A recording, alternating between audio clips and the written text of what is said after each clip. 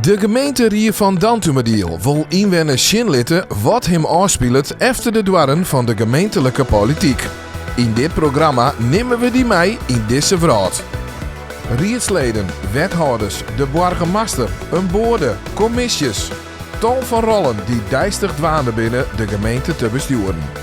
Dit is Dantumediel in beeld. Een wethouder zit in het college. Het college bestaat uit de wethouders en de burgemeester. Hij neemt deel aan de rietsgeerkomsten en viert het beleid uit wat er vastgesteld is. En daarnaast had hij een prutte oorlis met experts, commissies en andere organisaties. Klinkt misschien als een jongen aan vierbaan, maar is dat echt zo? Nou, dat is net helemaal zo. Het begint meestal wat jeder als een jongen horen en het houdt vaak heel veel letters 4 woorden erop. Ik wil er wel eens op aansprutsen dat ik jou nog even het hondje uitlet op straten. Als je bij een vrije dag. Nee, dat is net zo. Maar dan begin ik om jou nog een jongen horen. Maar dan gaat vaak de werkdag wel tot voor jongens, soms zelfs trouw of 10. Maar heel grote jongenswerk. Een wethouder is verantwoordelijk voor allerhande onderwerpen die bij zijn portefeuille jaren. Als voorbeeld nemen we het mobiliteitsprogramma. Een vraag daarbij wie hoe een onveilige verkeerssituatie het beste aanpakt worden kan om deze veilig te maken. Hoe pakt een wethouder dit aan? Dat begint met luisteren naar de mensen in de gemeenschap, de dorpsbelangen, orenbelangenorganisaties, individuele inwoners. Nou, dat gebeurt eerst door onze verkeersmedewerker, adviseur. En daarna accessies werd ik dan bij belutsen ben als wethouder. En dan komt er een conceptverhaal te lezen hoe het een mobiliteitsprogramma eruit komt te zien. En dan uiteindelijk geven we dat mee naar de RIE. Want die mevrouw van Krek die zei ja, er is een auto en het is een glad en die zit er dan tussen trouw. 1 keer of 2 keer is dat gebeurd, maar dit boert, dat boert is al een keer helemaal door de kop gereden. Maar die input, had ik zelf oorlees gewoon aan mijn dwarsbelang, dan ging ik de orendijs of die daar daarna mij een van de collega's op het gemeentehuis die deskundig ben op dat gebied. In dit geval dan een verkeersdeskundige. Die ik dan oorlezen over, nou, dit heb ik binnengekregen. Hoe kunnen we hiermee omgaan om dit te vertalen in het plan? Nog even waarom naar het libben als wethouder. Een baan met een prutte verantwoordelijkheid en werkzaamheden. Ben je altijd wethouder? Of stien je ook wel eens uit om te ontspannen?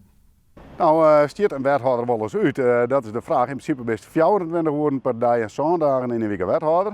Maar het is echt wel eens nodig dat als je in de tuin aan de gang bent, dat je dan even offline bent. Maar zelfs dan nog gebeurt het wel dat er mensen even langskomen.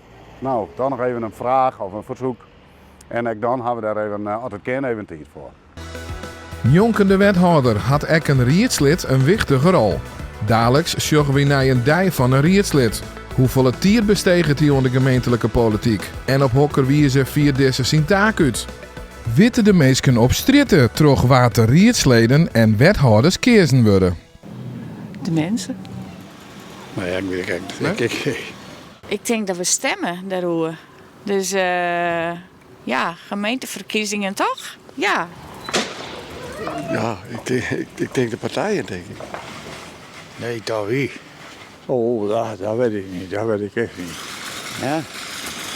Wat is het wichtigste werk van een rietslid? Ja, de belangen van de gemeente behartigen hier. Jongen, ik zit daar helemaal net in. Het is misschien, hoe neemt ze dat nou? En daar wist er net voor betalen, vrijwillig. Ik denk dat die meer in een riet zit, dat het mij nog aan de beslis.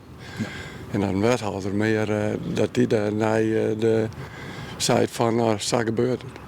Nou, een raadslid is een van de gewone mensen. Ja. Ik denk om te zien hoe het in de dorpen allemaal gaat en zo. En die van de wethouder? Geen idee. Ik denk een wethouder meer werkt dan dat rietslid, denk ik. En een wethouder, ja, die moet zorgen dat alles goed loopt. En als het niet goed loopt, dan komt die raads. Ik denk dat dat hetzelfde is. Nee, ken ik net. Nee. Rietsleden binnen kiezen toch de inwoners van de gemeente. In de gemeenteriersverkiezings bepalen zij wat plak nemen mij in de gemeenterie. In de rie worden voorstellen besprutsen van rietsleden zelfs of van Bigelieks wethouders.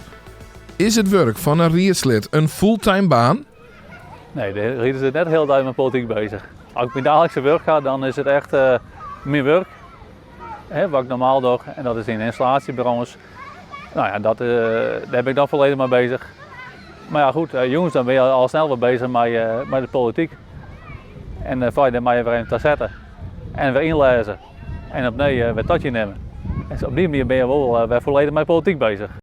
Zo'n 10 on 12 uur in de week is een rietslid dus dwaande met zijn taak.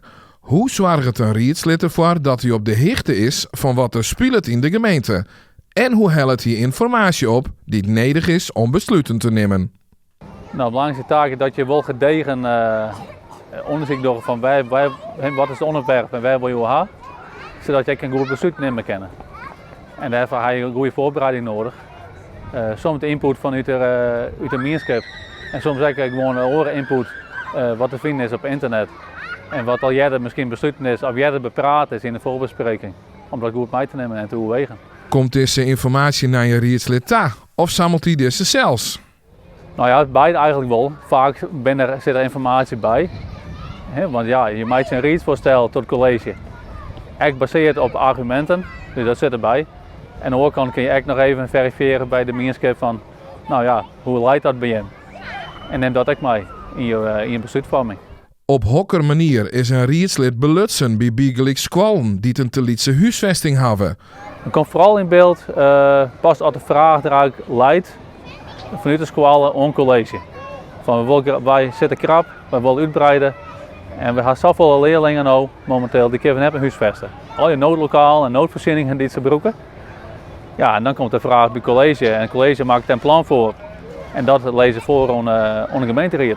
Wat maakt het dan interessant met zo'n vraagstuk om rietslid te wezen? Nou, het is juist heel belangrijk om op die manier ook mee te beslissen wat de squallen nodig had. Zodat ik de band en de toekomstige generatie dus ook goed onderwijs krijgt. En ik op die manier wat mij krijgt voor de toekomst. Zit het werk van een rietslid er dan op? Nou, heel formeel is gezegd van dit besluiten en dan houdt het op. Maar het is ook wel mooi om een keer te volgen van hoe gaat het nou hier met de bouw. En we gaan straks zo besluiten en nu ziet dit is het resultaat, ziet dit eruit. En misschien na het hier nog eens een keer dat de squallen in gebruik binnen en de klaslokaal. En dat is mooi om even te zien. Nog een orentaak van een rietslid is het controleren van het werk van een wethouder. Hoe doet een rietslid dit? Nou ja, er gebeurt natuurlijk, het kan best wel een keer gebeuren dat een wethouder soms een stekje val ligt. Dan kun je ze een keer op wijzen. Je kan eerst even één op één even een keer vragen van hoe zit dat? We hadden heel besluiten. Maar ja, we zorgen dat het net helemaal uit de verf komt, bijvoorbeeld. Ja, dan kun je misschien meer op één even doen in plaats van voor het in het openbaar. Dat zoek ik net voor doen. Nee.